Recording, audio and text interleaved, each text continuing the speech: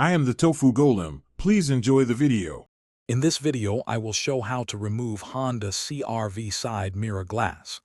This simple process can save you time and money on repairs.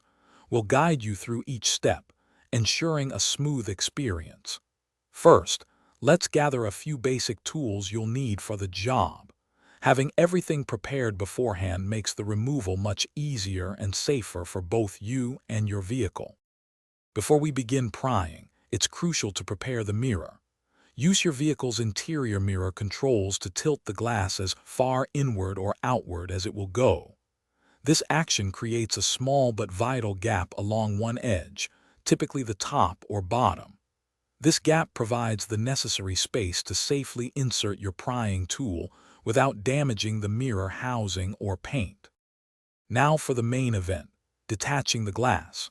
With your trim tool or a flat blade screwdriver, carefully insert it into the gap you created.